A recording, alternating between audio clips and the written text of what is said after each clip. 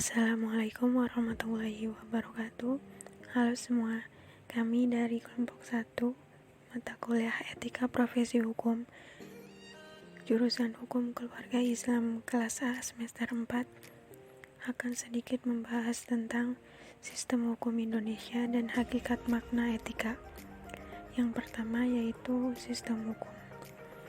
Hukum sendiri adalah suatu aturan mengikat yang harus dipatuhi dan jika melanggar akan mendapat hukuman.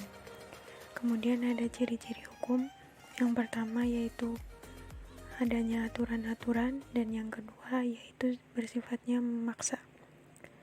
Kemudian ada unsur-unsur hukum di mana jika tidak ada unsur-unsur hukum ini maka tidak dapat dikatakan sebagai hukum. Yang pertama yaitu mengatur tingkah laku dalam kehidupan masyarakat. Hukum memiliki kewajiban untuk mengatur tingkah laku dan juga tindakan manusia dalam bermasyarakat. Yang kedua, hukum dibuat oleh lembaga berwajib. Jadi, hukum hanya dapat dibuat dan berlaku jika dibuat oleh lembaga atau badan yang resmi dan berwajib. Yang ketiga yaitu bersifat memaksa. Jadi, hukum ini sifatnya memaksa seluruh masyarakat untuk menaatinya. Kemudian ada yang keempat, memiliki sanksi bagi yang melanggarnya, yakni orang yang melanggar hukum dapat diberi sanksi.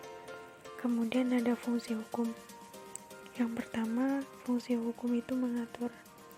Dalam artian di sini, fungsi hukum mengatur adalah mengatur kehidupan masyarakat agar tertib.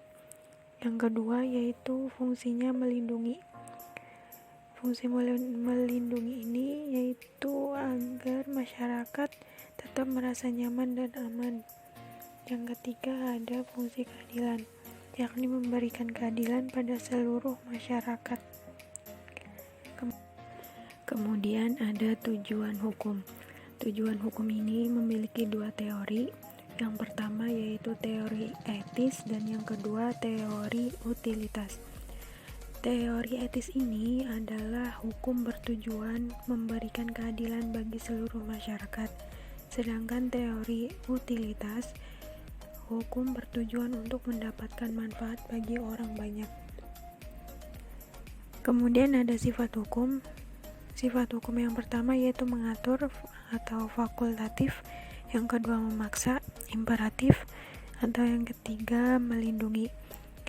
Yang pertama bersifat mengatur karena di dalamnya terdapat aturan-aturan yang mengatur kehidupan bermasyarakat. Kemudian yang kedua bersifat memaksa karena segala peraturan yang telah ditetapkan wajib untuk dipenuhi dan ditaati.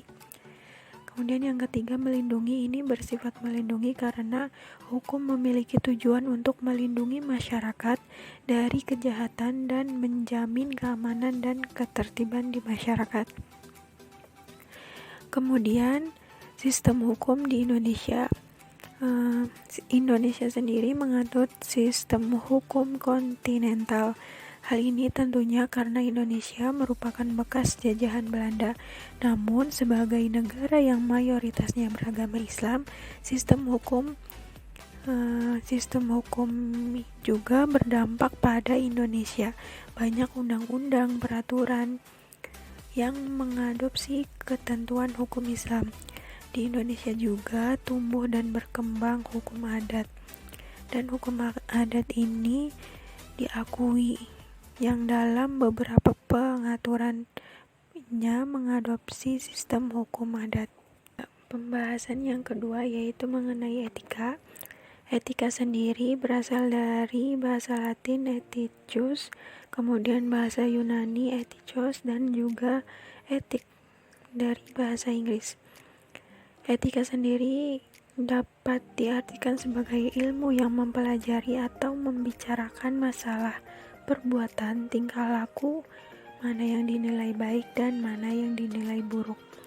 Atau bisa juga ilmu tentang apa yang baik dan apa yang buruk, dan tentang hak dan kewajiban moral atau akhlak. Kumpulan asas atau nilai yang berkenaan dengan akhlak, nilai mengenai nilai benar atau salah yang dianut suatu golongan masyarakat.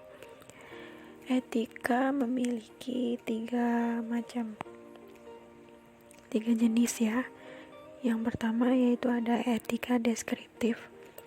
Etika deskriptif adalah usaha menilai tindakan atau perilaku berdasarkan pada ketentuan atau norma baik buruk yang tumbuh dalam kehidupan masyarakat. Yang kedua ada etika normatif. Etika normatif ini yaitu norma-norma tertentu tentang etika agar seseorang dapat dikatakan bermoral, atau juga etika yang berusaha menelaah dan memberikan penilaian suatu tindakan etis atau tidaknya tergantung kesesuaiannya terhadap norma-norma yang sudah dilakukan dalam suatu masyarakat berupa tata tertib dan kode etik profesi. Kemudian ada etika filosofi. Etika filosofi ini adalah etika sebagai filsafat yang menyelidiki kebenaran.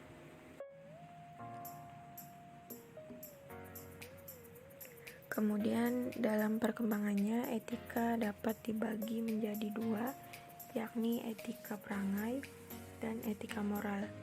Etika perangai adalah adat istiadat atau kebiasaan yang menggambarkan perangai manusia dalam hidup bermasyarakat di daerah tertentu pada waktu tertentu. Etika ini diakui dan berlaku karena disepakati masyarakat berdasarkan hasil penelitian. Contoh, misalnya berbusana adat, pergaulan muda-mudi, dan upacara adat. Kemudian yang kedua ada etika moral, yakni berkenaan dengan kebiasaan berperilaku baik dan benar berdasarkan kodrat manusia. Jika dilanggar, menimbulkan kejahatan atau tindakan tidak baik dan tidak benar yang berasal dari kodrat manusia yang disebut moral. Contoh, berkata dan berbuat jujur, menghormati orang tua, menghargai orang lain, membela kebenaran, dan menyantuni anak yatim dan sebagainya. Kemudian ada fungsi etika, pemikiran sistematis tentang moralitas dan yang dihasilkan secara langsung bukan kebaikan melainkan suatu pengertian yang mendasar dan kritis. Yang pertama ada membantu dalam menggali rasionalitas dan moralitas agama. Kedua, membantu menginterpretasikan ajaran agama yang saling bertentangan. Yang ketiga, membantu menerapkan ajaran moral agama terhadap masalah-masalah baru dalam kehidupan manusia. Dan yang keempat, membantu dalam mengadakan dialog. Kemudian ada etiket. Etiket ini berasal dari bahasa Prancis etiquette, yang berarti kartu undangan, disebut pula tata krama. Tata mempunyai arti adat, aturan, norma, peraturan, sedangkan krama berarti tindakan atau perbuatan, yang artinya aturan sopan santun dalam pergaulan yang lebih menitik beratkan pada cara-cara berbicara yang sopan, cara berpakaian, cara duduk, cara menerima tamu di rumah atau di kantor, dan tata cara sopan santun lainnya.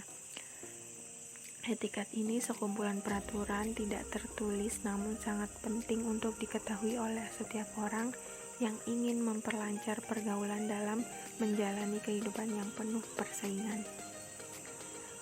Kemudian ada perbedaan etika dengan etiket, yakni bisa dibaca sendiri ya di dalam layar. Terus kemudian ada moral. Moral ini dari bahasa Latin yaitu mores. Moral ini artinya bebas, menjadi aturan kesusilaan yang menyangkut petunjuk-petunjuk untuk kehidupan sopan santun, termasuk kelakuan, perbuatan, dan tingkah laku yang baik. Moral ini dibedakan menjadi dua, yaitu moral murni, berarti hati nurani, dan yang kedua yaitu moral terapan, didapat dari ajaran agama, adat, filosofis, dan pengaruh lain yang berada di sekitar kehidupan manusia.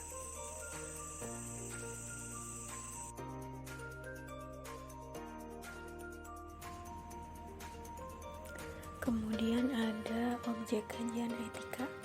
Objek penyelidikan etika adalah pernyataan-pernyataan moral yang merupakan perwujudan dari pandangan-pandangan dan persoalan-persoalan dalam bidang moral. Jika kita periksa segala macam pernyataan moral, maka kita akan melihat bahwa pada dasarnya hanya ada dua macam pernyataan.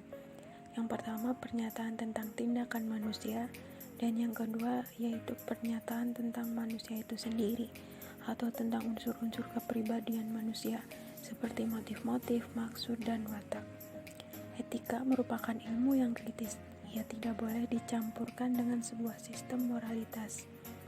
Etika adalah cabang dari filsafat yang membicarakan tentang nilai baik buruk. Etika disebut juga dengan filsafat moral. Etika membicarakan tentang pertimbangan-pertimbangan tentang tindakan-tindakan baik buruk, susila tidak susila dalam hubungan antar manusia. Etika dari bahasa Yunani yaitu ethos yang berarti watak, kesusilaan atau adat, sedangkan moral dari kata mores yang berarti cara hidup atau adat. Kemudian ada peranan etika dalam dunia modern. Peranan etika bagi penyandang profesi di era globalisasi adalah: yang pertama, etika membuat penyandang profesi bertanggung jawab terhadap profesinya. Setiap orang dalam menjalankan profesinya dituntut untuk selalu memiliki sikap bertanggung jawab terhadap pelaksanaan pekerjaan dan terhadap hasilnya. Yang kedua, etika membuat penyandang profesi di era global ini konsekuen menerapkan keadilan. Yang ketiga, etika membuat penyandang profesi di era global memiliki kebebasan menjalankan profesinya. Dan keempat, etika membuat penyandang profesi menghormati hak orang lain. Kelima, etika membuat penyandang profesi mendahulukan kepentingan klien, pelanggan, atau konsumen. Dan yang keenam, etika membuat penyandang profesi melakukan suatu pengabdian, kewajiban, dan idealisme. Oke teman-teman semuanya, mungkin itu tadi adalah sedikit pembahasan dari kelompok kami mengenai sistem hukum Indonesia dan hakikat makna dari etika. Semoga apa yang disampaikan bisa bermanfaat dan dapat dipahami dengan baik oleh teman-teman semuanya. Semangat terus buat kalian semuanya, dan thank you for your attention.